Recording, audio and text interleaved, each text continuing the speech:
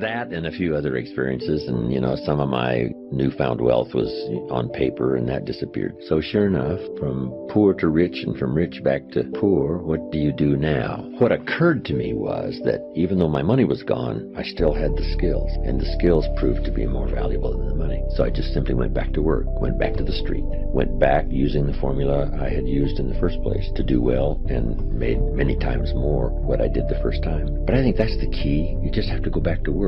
And part of it was I was willing to readjust my lifestyle. The fancy cars had to go, the homes and all that stuff had to go, and you go back to a modest apartment in a modest place and pull everything down to start over rather than trying to keep living up here when you should have to start over back to the street or whatever you have to do.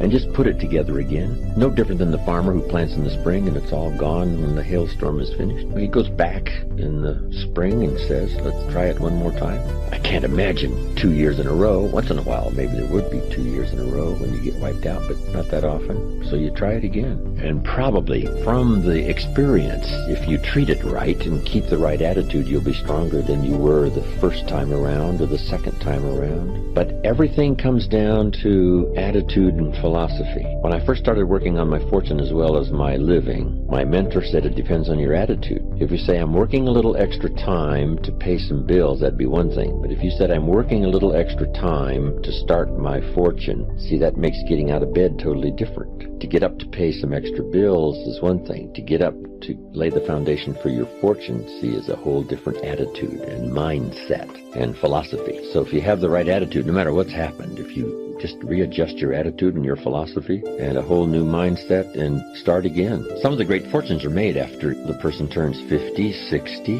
and the reason is because with all the ups and downs that happen to them in those accumulation of years, now when an idea or a new burst of energy or vitality or goals sets in, they've got all this experience to invest. That's why these fortunes become incredible even after 50 and 60. When you're 20, you don't have much experience to invest. Doesn't mean you can't do okay and can't really climb the ladder fairly quickly. And when you're 30, you have a bit more experience to invest if something happened and you had to start over. But sure enough, 50 and 60, you've got a good handful of years of experience to invest, which may make all the difference in the world and now how it goes. And it's true, you can tip either way, to be discouraged by it all or to be inspired by it all. And that's part of the mystery. The magic is you can turn around and make another fortune. The mystery is not everybody will do that. Some will use it as a reason to succeed, others use it as a reason to give up.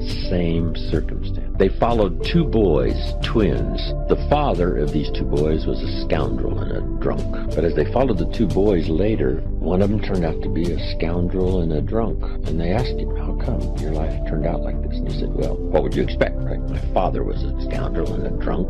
What else would you expect? The other boy had turned out to be a professional, doing very well. And they asked him, how come you turned out to be a professional? And he said, I didn't want to be like my father. Same father. One used it as an excuse for living a poorer life. And the other one used it as a reason to make all the necessary change. A big share of our life is going to be shaped by attitude and by influence, the people around us. Good question to ask. Who am I around and what are they doing to me? And is that okay? Those are three major questions. Who am I around? What are they doing to me? And is that okay? What have they got me reading? Where have they got me going? What have they got me doing? The people I'm around. How have they got me thinking and behaving? That's a good mature analysis. Who am I around and what are they doing to me? And is that okay? And if it's okay, fine. If it isn't okay, change it. Association can make all the difference in the world in your future. We have to practice limited association. Some people you can be around a few hours, but not a few days. And some people you can be around a few minutes, but not a few hours. And then some people you have to walk away. And it's helpful if somebody comes along and helps us in, a moment of stress and distress and offers a book or offers some advice. They just say, I'll be here when you need me. Sometimes you don't need somebody to, come live with you or be right there to hold your hand. But as long as you know they're available, if it gets a little tougher, call, things like that, that's very valuable. And if you've got some good friends, that they'll be there. I lost a friend just a few years ago. David. I used to say of David, if I was stuck in a foreign jail accused unduly somewhere, if they allowed me one call, I would call him. And the reason is he would come and get me. No questions asked. That's what we call a real friend. And hopefully in times of stress or if you've fallen out of the tech sky, right, and it's, the paper's all burned up, the money's all gone and the project turned into reverse. Hopefully you've got some around, somebody, and all of us really have somebody. But part of the good instruction is to make the kind of friends on your way up who will be there on your way down and say, come in. Some of them will say, I've been expecting you. The way you were going, I knew it wouldn't be long, right? Until the bubble would burst and everything would go in reverse. Come on in. Let's talk things over. So make some good friends so that no matter what happens, when things do turn upside down, you'll have some to rely on for wise counsel. I've had some of those in my life. They've helped save my life, save my career, save everything. Walk the beach with somebody that cares about you and is an excellent friend where you can really unload and try to see if you can't sort it out. Sometimes a business venture that goes wrong is like being in a wreck. It takes a while for your mind to clear. So if you've been in a wreck and you're out there kind of wandering around, it's helpful if somebody takes you by the hand and says, hey, let's sit down here for a while until your mind stops spinning. There's no way to put a value on that, how valuable that is. The amateur loses a close game and probably affects them for a long time. Or on the golf course, makes a poor shot and it affects the rest of his play. But a pro, Tiger Woods makes a poor shot, but he knows he has to settle in and not let that one affect the next one. That's the difference between an amateur and a pro. Or we lose a close game. The amateur loses a close game. It affects him maybe forever. But the pro loses a close game, and they are affected the same way. Don't get between them and the locker door. They'll put a dent in you, right? So they're angry and they're probably upset, but it doesn't last long, maybe a few hours. A few hours later, by the time they've had a shower and something to eat, they're saying tomorrow night we'll run them off the court. Not next year, tomorrow night. So the key really to quick recovery is have something to go for right away. I'll put this together within the next 90 days. I'll never be the same. Instead of letting it affect you for a year, couple of years, try to put something together quickly. It may not be the total answer, but it's the answer for now to get you to start walking away. Because one of the greatest things I learned in my studies with Earl Schoaf is life does not give us what we need. Life gives us what we deserve. You don't reap a harvest because you need it. You reap a harvest because you deserved it. You planted in the spring and took care of it in the summer. One of the ways to help a mother on welfare. The person comes with the welfare check, but now with better information, she says to Mary, Mary, the next time I come with the welfare check for you and your children, here's a bucket of paint and a paintbrush. And if these posts are painted, and if the front door is painted, the next time I come back next month, you get the money. Only as a starting point of having the sense of not getting something because she needs it, but getting something because she deserves it. Not that painting the two posts on the door deserves $500, but it's a start. Then the next time, the welfare lady says, if this fence is painted, and if these weeds are gone, and if these flowers are planted, the next time I come, now you get the $500 again. Starting to walk Mary from her desperate situation into a mode and philosophy and thinking of what else could I do to deserve more money. It's a whole difference in trying to get something because you need it rather than getting something because you deserve it. How can I learn to deserve it? My daughter would say, I need $10. No answer. I've got to have $10 for school tomorrow. No answer. Then they would remember. Daddy, how could I earn $10? Response. Here's how you can earn $10. This family's got plenty of money. I mean, the vaults here are full, but you got to have the magic key. And the magic key to unlock the vault here is not to get something because you need it, but to get something because you deserve it. Great training for kids or the mother on welfare, whoever. How can I begin the process of deserving? That's what Mr. Schoaf called personal development. Learning new strategies. It's like the sailboat.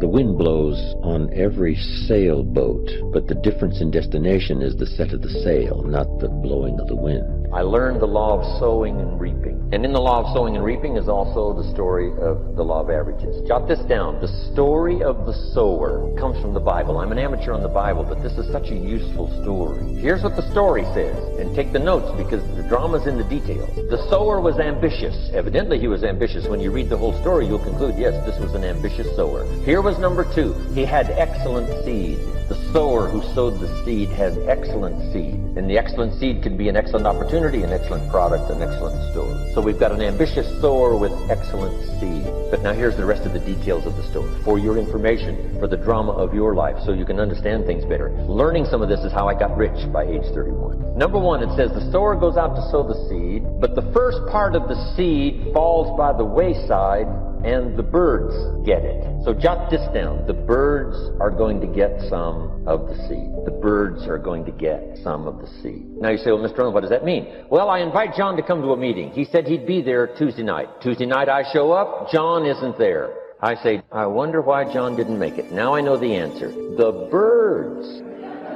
The birds. John had this great idea of coming to the meeting to look at an opportunity, and somebody stole it and said, you're not going to go see network marketing. And he says, well, maybe not. So have you jotted that down now? The birds are going to get some. Now, when the birds get some, you've got two options. Number one is to chase birds and say, well, let me get a hold of the person that talked him out to come to the meeting. I'll tear him a new page. But I wouldn't do this.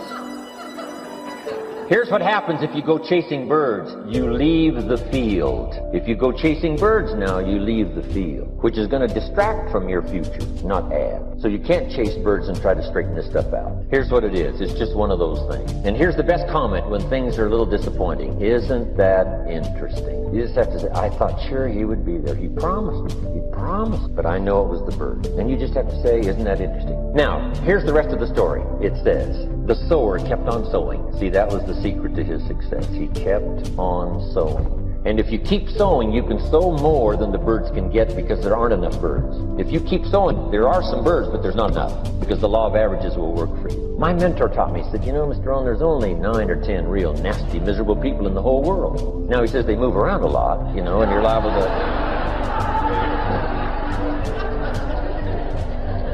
You'll bump into one once in a while. But when you bump into one, you say, there's only 9 more like you. I can handle that in the whole world. Okay. Now, here's what else it says. The sower now keeps sowing the seed. Now the seed falls, the story says, on rocky ground where the soil is shallow. And the rocky ground where the soil is shallow is not of your making, because you had excellent seed and you were an ambitious sower. So the rocky ground where the soil is shallow is not of your making. But here's what it says what happened. This time, the little seed that falls in the ground starts to grow, and the little plant starts to grow. But the first hot day, it withers and dies. Not an easy thing to watch. I finally get John started. Sure enough, 3 or 4 days later, somebody says, boom, he's gone. Doesn't show up at the second meeting. And I say, I thought sure John would last a week. What happened? Jot this down. The hot weather is going to get some. And this is not of your making. Here's what you must say when that happens. Isn't that interesting? What can you do? The answer is nothing. You say, well, I'm going to try to change this. I wouldn't take that class. You know, the sun comes up in the east. Somebody says, why is that? I wouldn't spend much time on that. Just let that happen.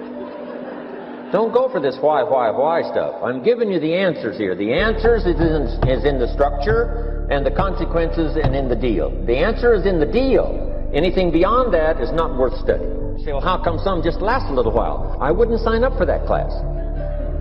Here's the answer. Some don't stay. You just have to jot that down. And when some leaves, you say, that's one of those that don't stay. Now you know what category to put them in. And you can't solve this now. You can't, it's like rearranging the seasons. You can't fool with that. All you can do is cooperate with the way things are set up. I didn't set it up. You say, well, it shouldn't be this way. Well, when you get your own planet, you can rearrange this whole deal. But on this planet, you're a guest. You got to take it as it comes. Now, here was the secret to the ambitious sower with good seed. It said he kept on sowing. Now, here's what he had to do to keep on sowing. He had to discipline his disappointment. This is a key phrase now to use the rest of your life. You must learn to discipline your disappointment, because you didn't set up the setup, and some are not going to stay, and that is not of your making. Now, if you made gross errors and you ran them off, see, that'd be different. Now, you're responsible for that. But if it's in the normal course of things, this is the way things are. Now, here's what it says. The sower keeps on sowing. Now it says the seed falls on thorny ground. And somebody says, well, how much of this do you have to go through? Well, hang on. It's not the end of the story now. Now the little seed falls on thorny ground. And now the little plant starts to grow again. But as the little plant starts to grow, the thorns choke it to death. and it dies. So jot this down. The thorns are going to get some, and that's not of your making. And what are these thorns? The story even called these little thorns, little cares, little distractions, little somethings. Who knows what all they are? I say, John, we had a meeting last night, you weren't here. John says, well, I can't make every meeting. I say, why not? You're part-time. He said, well, the screen door came off the hinges. And you just can't let your house fall apart. You got to take some time and fix things up. And I can hear the thorns going, He says some extra trash had piled up in the garage. You can't let mountains of trash take over. You got to keep your trash hauled out.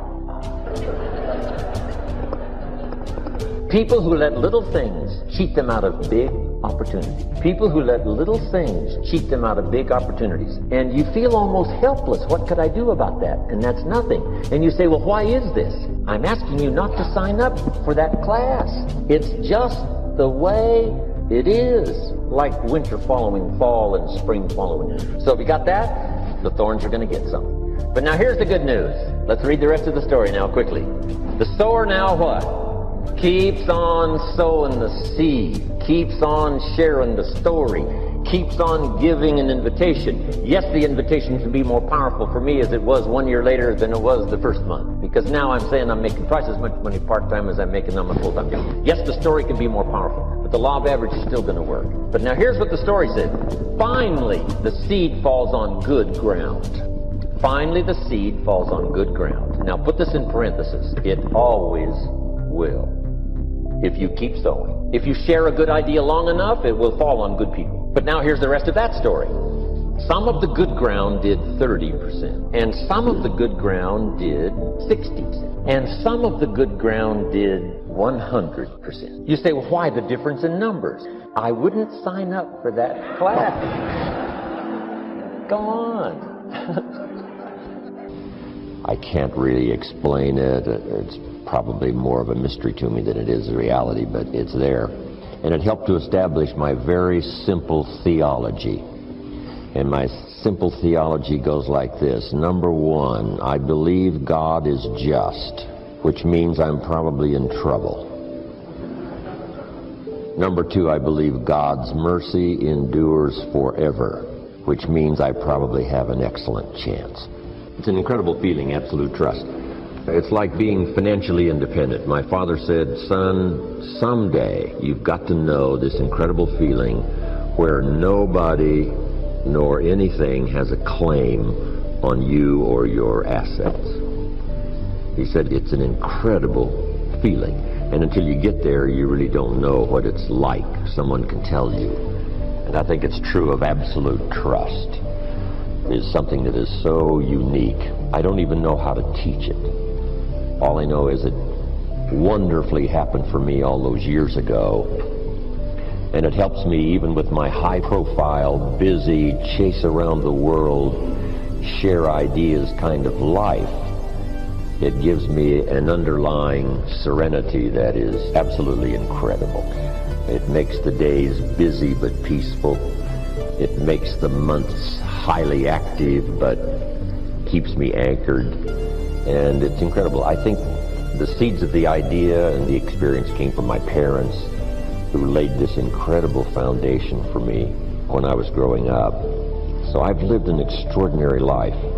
And if I was to pick one thing that I think serves me so well in traveling the world, talking to people, being an entrepreneur, busy as can be, hopefully for another 40 years, is this idea of absolute trust. There's a little phrase I think that's helpful for everyone if you can finally come to that conclusion that God's in control. Once I really believed that, I started sleeping like a baby. I said, now if God's walking the floor pulling his hair out, then I'm worried. There are some things that should, make you worry. If you're in the midst of a battle and you walk into the general's tent and he's sobbing, I mean, it's time to worry. So I think that's what it is ultimately, trusting God, that God's in control, and that however he has designed for it all to work out is fine with me. And if it seems turbulent and if it doesn't seem to fit together at the moment, I can get through that easily. Let me first give you my definition of financial independence. Number one, the ability to live from the income of your personal resources. This should be every person who lives in a free country, especially a capitalistic country. This should be everyone's goal, to someday be able to live from the income of your personal resources. Now, how many resources you need, right, depends on how you want to live. But if you wish to live modestly, it doesn't take all that many resources over a fairly brief period of time to have enough resources to live modestly. If you wish to live more lavishly, of course, you need to accumulate more resources. But that's my view of financial independence, so that you can live from the income of your resources. Now, here's what else that does. Now you can choose the work you do. Now you can choose to work or not work. Now you can work not because you have to, but because you want to. When we talk to kids about financial independence, we say, do what you have to as quick as you can so you can do what you want to as long as you can. Next key phrase, economics is major. Everybody should major in economics because it's such a vital part of your life. A paycheck is so vital because, first of all, it provides for you and the family's survival. Second, it provides for the opportunity of success. Some people feel we shouldn't spend that much time talking about money, but we really should. Someone says, well, you know, money is the root of all evil. Not true. Here's what it really says. The love of money is the root of all evil. And I'm sure everyone here has dispensed with the idea of falling in love with money because that serves no purpose. Here's what's noble, what money can do, the project it can support, the relief from debt it can create, building a financial wall around your family nothing can get through. So economics is major. The key, of course, is what you do with it. If you earn a lot, you should give a lot. Key phrase from antiquity, here's what it says. If you've been given much, now much is required. If you've been given great responsibility, much is required. If you've been given much wealth, now much is required. Everyone has to solve this about the money to go for. Should you go for the money? Should you go for success? You should earn as much as you possibly can in the reasonable time devoted to economics, job, business. Reasonable time devoted to economics, job, business, future, enterprise. With that enterprise and with that job, the key is to earn as much as you possibly can, as you balance your life with everything else. Not at the sacrifice of your friendships, not at the sacrifice of values, not at the sacrifice of integrity, not at the sacrifice of wiping out other values in your life, but within balance of everything. Go as far as you can, earn as much as you can, share as much as you can. Jot this question down. Is it possible in America to multiply your income by 10? Kids would be fascinated with this question. Is it possible to multiply your income by 10? And the answer is, of course. Yes. Could you repeat that after me? Yes. Of course.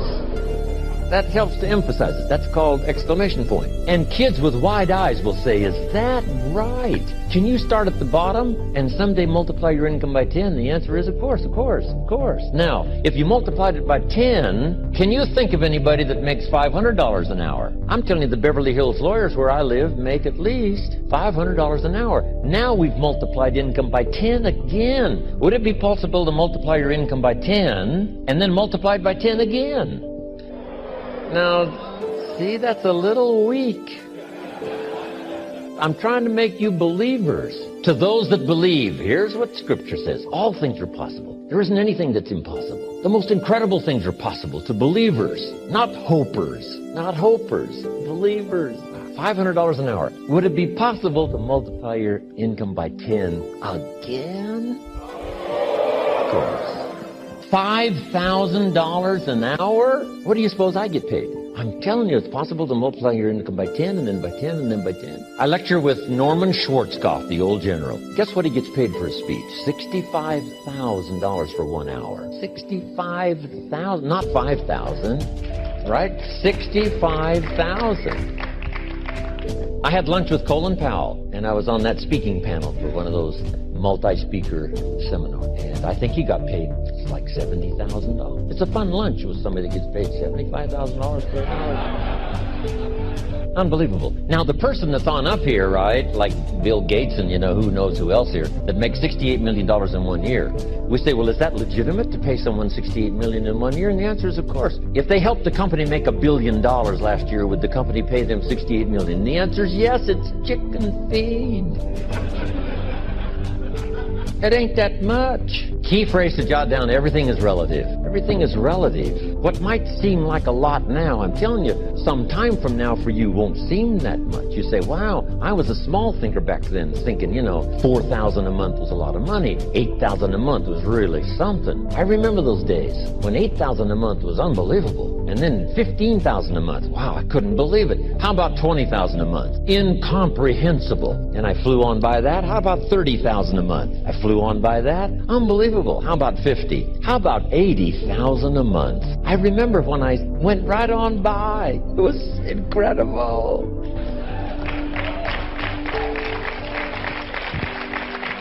Getting paid by the week. I remember when it was, $20,000 a week, and then $30,000 a week. How about $40,000 a week? How much property will they let you own? As much as you want. All you want and all you wish. Here's the country you live in. All you want and all you wish. That's about as good as we can make it. Next. Here's the philosophy of the rich and the philosophy of the poor. First, the philosophy of the poor. Poor people, now this is not demeaning now. This is simply people of modest means. People of modest means tend to spend their money and invest what's left. If they have anything left over, they might save it or invest it. That's the philosophy, the poor philosophy. To spend your money, save what's left. Here's the philosophy of the rich.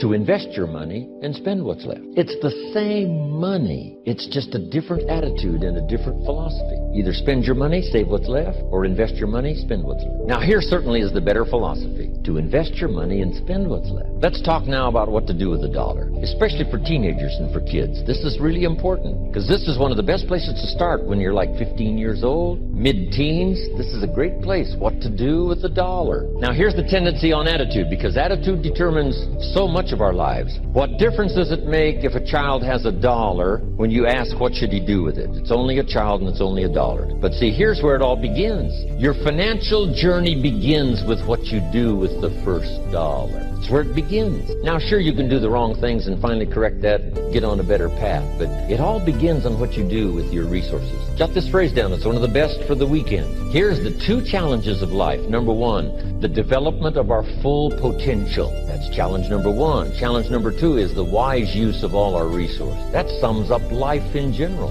The development of all of our potential and the wise use of all our resources. One of our resources is time, and we talked about that. Now we're going to talk about the wise resource called money. And let me share with you now a little plan. Because when I met Shof, and he asked me about my financial condition, he said, how much money have you saved and invested the last 6 years? And I said 0. He said, not a good number. Here's what I told him. If I had more money, I'd have a better plan. Now jot this down, because here's what he said. If you had a better plan, you would have more money. Next key phrase, it's not the amount that counts, it's the plan that counts. So let's start with something now as seemingly as small as $1. What should you do with it? Here's what we teach, teenagers especially. You should never spend more than 70 cents. Never spend more than 70 cents of each dollar you earn, or each dollar that comes your way, by gift or by labor. Now, you've got to have some plan what to do with your dollar. I've developed this little plan simply for suggestion, and then you've got to do the rest to revise it and do whatever you want to with it. But here's what I teach. Never spend more than 70 cents. You got to pick something, some number. This is the best one I could figure out. Now we've got another 10 cents, and another 10 cents, and another 10 cents, which is the 30 plus the 70, which is the full dollar. So we spend nothing more than 70 cents. Now what do we do with the other 30? Here's some of the most important information. 10 cents is for charity, or for church, or whatever worthy projects you think you might engage in. Here's one of the best things to teach kids, generosity. Because first we're going to teach abundance, to provide more than you could use for yourself. The be fruitful philosophy means to produce more than you need, so you have more than necessity. You have some to share. Some churches teach a 10%, a tithe they call it, which is fine. The key is to either administer this 10 cents yourself, or to give it to some institution, a church or whatever, and let them spread it around. Let them put it where it's needed. Now if you're going to give to some charity or church, you must let them take you on the tour and show you where it goes. Okay, if you part with the money, let them give you the tour. Here's where the 10% goes if you're going to tithe. Because now that gives you great joy to give 10. Because you say, hey, here's what it's doing, here's what it's doing, here's where it's going, here's who gets it. Okay. Now the next 10 cents is called the use of capital. Here's what capital and capitalism is. So jot this down. Capital is any value you set aside. Capital is any value you set aside to be invested in an enterprise that brings value to the marketplace, hoping to make a profit. That's what capital and capitalism is. I can say it in one sentence. Capital is any value you set aside to be invested in an enterprise that brings value to the marketplace, hoping to make a profit. Now, the capital is the value you set aside. Taking capital and investing it in an enterprise and bringing the value to the marketplace we call capitalism. Capital and capitalism. Now, who can understand this? First of all, the farmers understand it. Here's what seed corn is. It's capital. Seed corn means the seed that you set aside to be planted in the ground, take care of in the summer, hoping to have a profit and a harvest in the fall. So the farmer sets aside his seed corn. Question, would he let his family eat it? No, this seed is not to be eaten. It's to be invested in the ground, to take a risk, cared for in the summer, harvested and multiplied in the fall. Now, the same is true of some of your money. If you set aside, and I suggest, part of your capital should be set aside for an enterprise to show a profit. And we can teach kids the early fundamentals of capitalism. Now, once the kid has $1 profit, now what should he do with the dollar? This is the formula that I've come up with, what to do with that dollar. Don't spend more than 70 cents, 10 cents for church or charity, 10 cents to invest back into your business so that someday you can buy more than one bottle and get it a little cheaper so that when you sell it you make a little more money. Now here's the other 10 cents. It's 10 cents that you invest and let someone else use it. This is called active capital, where you actually engage in the enterprise that makes a profit. Now another 10 cents is for passive capital, where you let someone use this 10 cents out of every dollar. You put it in a bank that pays interest. They use it, and they pay you for the use of this money. That's called passive capital. So we've got active capital and passive capital. Maybe you invest this in a stock, eventually, if you have enough money, and the stock pays you dividends, and also there may be an increase in the value of the stock. So this is the little formula I come up with. 70, 10, 10, and 10. It's very simple. And kids can figure it out, kids can understand. Enterprises that kids can be involved in starting early. Now, when you first start, if you're an adult now, you may be in such bad shape financially that you couldn't do the 70, 10, 10, and 10. If you're in real bad shape, you may have to do the 97, 1, 1, and 1, because it may take this to pay your bills if you haven't had a good plan up until now. But jot this down now. It's not the amount that counts, it's the plan that counts. So let's say you were in such poor financial shape, you had to start 97, 1 for charity, 1%, another 1% for active capital, another 1% for passive. Now here's the key. To get these numbers starting up and get this number starting down. If you will actually do this, you can't believe how exciting it is to watch the numbers change. Don't spend more than 70% of your income. 10% for church or charity. 10 cents active capital, buy and sell, see if you can make a profit. And 10% for passive capital, let somebody else use your money. Pay you interest, dividends, stock increase, whatever. It's a pretty good plan. 70, 10, 10, and 10. A lady in Mexico the other day said, I heard your plan 10 years ago. I followed it. She said, I'm now a millionaire. I own 2 different properties because you also said don't buy the second car until you've bought the second house. It's not cars that make you rich. It's real estate that makes you rich. She said, I'm now about to buy the 3rd house, so I'm now giving myself the luxury of buying the 3rd car. Simple little ideas. And she said, I followed the 70, 10, 10, and 10, taught it to other people. They're following it and getting great results. One thing I didn't know when I was growing up and found out at age 25, that you could work both on your living and your fortune at the same time if you had a good plan. Don't just work on your living, work on your fortune. Work on becoming financially independent. Financial independence is the ability to live from the income of your personally invested resources. And the day you can finally do that, what's exciting about that is that now you can work for joy and not for necessity. And strangely enough, you probably work a lot harder for joy than you do for necessity. I have a unique friend. He started an enterprise, and by the time he had it up and running about 2.5, 3 years, he didn't have to work anymore the rest of his life. So now he's financially independent. But then he created a vast fortune, that next 20 years of his life, simply because he was working for joy and not for necessity. So get to that position as quick as you can. So I'm now teaching. Work both on your living and your fortune. The reason for earning a living is to make a fortune, not necessarily from your living, but from what you earn, invested wisely. I talked to a lady the other day. She said, Mr. Rohn, I'm in real estate. I said, wonderful. How many properties do you own? She said, no, I sell real estate. I said, well, let me ask you one more time. How many properties do you own? Finally got the message across. I said, the reason for selling real estate is to earn the money to buy real estate.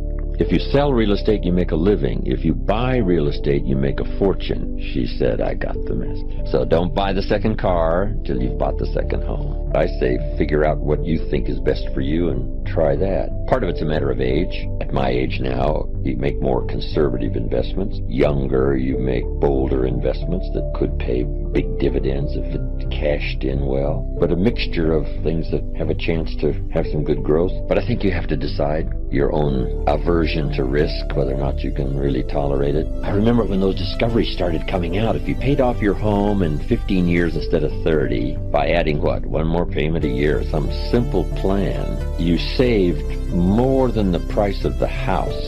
Everybody said, whoa, just with some better information. Now, some people really don't care as long as their payments are low. They'll pay the extra price of the house just because the payments are low. And that's one philosophy, but it's not a good one. And if you've got credit cards, right, that are at 14% and 16%, if you pay off of those, it's hard to find an investment, especially these days, that'll pay that kind of return. So paying off your credit cards, paying off your home in 15 years instead of 30. Of course, now you can buy a home, get a 15-year mortgage. But, why not save? Why not be prudent? Why not be careful? It's good practice. Even if you're rich, it's just good practice to be as prudent as you can, not to be stingy, not to try to cheat somebody, but to do wise things with your resources. Two things, the big challenge in Life Adventure 1, the full development of all of your potential, that's number one. Second is the wise use of all your resources, including your money and your time, which are two of the major resources, how to use your time and how to use your money. But teaching kids proper philosophy, it's important not to have a savings account. It's important to have an investment account. Just to change in terminology,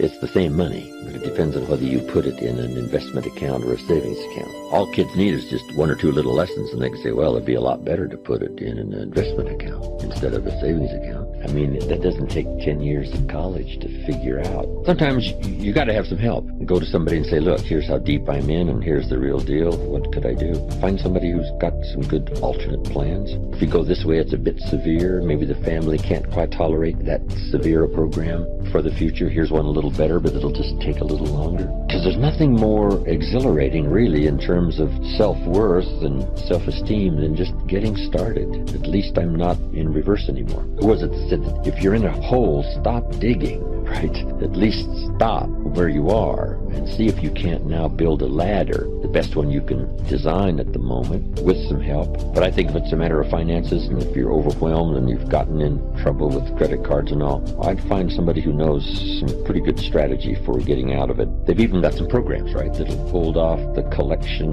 people, not to go bankrupt, but just to give you, if they're convinced that you've gotten a new plan, rather than push you into bankruptcy, there's some places you can go that'll help you sort of rearrange your whole portfolio and start digging your way out. And it's surprising, once you start making progress, you get excited about it. The numbers don't have to be huge and big as long as you're making progress. I started out age 25. I'm working hard to make a living, and I found out how to start working on my fortune. That might not be for everyone, but you can turn part of your present income, if you think I've got to stick with a job for 30 years, retire, if that's your mindset and you want to do that, fine. But now you must wisely use the resources from that income to make a profit, even if you let other people use the money and pay you interest and dividends. If at least you do that, whether you buy and sell or not. But who couldn't? If you worked on a job for 40 years, why couldn't you buy a piece of property and sell it for more than you paid for it? Why couldn't you buy a home, sell it for more than you paid for it? Why couldn't you buy a piece of property that needs repair, find somebody to repair it, and sell it for more than you paid for it? Why couldn't you do that over the next 40 years, as well as work on the job and punch the clock and do your duty and retire as a faithful employee? Why not work both on your fortune and your living? Why not? If the least you did was to take part of what you've earned as a living and let someone else use it and pay you for the use. If you did that over 40 years, you would easily be financially independent, not from your job, but from your investment. Then if you can find other ways, because it's stimulating. Who was it said? Was it Eisenhower? Someone said, find a piece of property and leave it better than you found it. Just something. Claude Olney, who put together a program called Where There's a Will, There's an A, became highly successful as an infomercial. He came to my seminars years and years ago before he put that program together. He said, I've got an idea. What do you think? I said, it's a winner. Sure enough, made him millions. He made money on every car he bought because of the incredible way he took care of it and the way he made it shine and gleam, so that when he got ready to sell it, it was worth more than when he bought it. That was one of his projects. I'm going to make money on every car I buy. See, it just depends on your attitude and your philosophy. And the answer is, why not? Amazing. Two different people with two different attitudes. One lets it all go because it doesn't seem to make a difference. Another one says, I make money on whatever I touch. Whatever I touch gets better. It doesn't get dirty. It gets better. A guy who owned a bunch of apartments said to me, most everybody leaves the apartment that they rent worse than they found it. I said, you gotta be kidding. He said, no. Some leave it trashed. I said, impossible. He said, no. I said, what a reputation. What I touch turns to trash instead of gets better. Amazing. But what if you had the attitude or the mindset, I'm going to leave wherever I am, I'm going to leave it better than I found it. Not just what it did for the world, because it's a better place. Keep strict account. Part of it is just for habit, and the other part is for self-esteem, and the other part is for future benefit. Keep strict accounts. It's just a good habit to have. It's like picking up the trash, not throwing the toothpick cellophane on the floor. It's just, it becomes the person you are. Keep good accounts. Here's the next one. Pay your taxes. I finally became a happy taxpayer. Here's what paying taxes does. Feeds the goose that lays the golden eggs called American opportunity. You say, well, the goose eats too much. Probably true. But make the note, better a fat goose than no goose. Here's the next key. Everybody should pay. My personal philosophy is everybody should pay federal taxes as well as state or whatever else. It's not wise for the government to let 1/3 of American citizens off the federal tax roll. Why? Because that robs them. Appreciate that. Looks like I could run for office here. Here's what it does.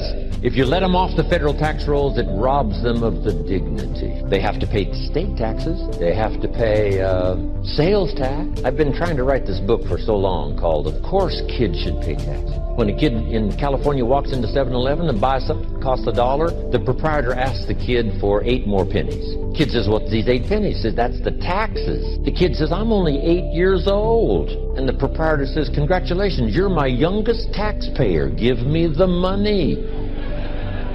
Should kids pay taxes? Yes. If you want to ride your bicycle on the sidewalk instead of in the mud, you got to cough up the 8 pennies. What if you're poor? Do you pay the 8 pennies? Yes. What if you're rich? Yes, meaning everybody should pay. The same should apply to federal. I don't care if it's $10 a year. I don't care if it's only $100 a year. As poor as you might be, you've got to say, no matter how poor I am at the moment, I will make my contribution. That's the key. So everybody should pay. I got to pay from my aircraft carrier. I got to pay some young volunteer that risks his life on night landings on an aircraft carrier. You got to pay if you want that kind of security in the world. Of course, we may disagree sometimes with government policy and all the rest, but I'm telling you, everybody needs to pay. Now, here's one of the best stories ever written. According to the record, Jesus and his disciples one day were at the synagogue, and on this occasion, they had an interesting project, and that was to stand outside the synagogue as people started coming in, putting money in the treasury of the synagogue. And as Jesus and his disciples stood outside watching the people come by, putting their money in the treasury, it said some came with large amounts, put them in the treasury. It said some came by with modest amounts, some came by with small amounts. Then along comes a little lady, and she puts 2 pennies in the treasury. And Jesus said to his disciples, look at that. They said, 2 pennies? What's 2 pennies? He says, no, you don't understand. She gave more than everybody else. They said, 2 pennies is more than everybody else? He said, yes, because I'm positive her 2 pennies represented most of what she had.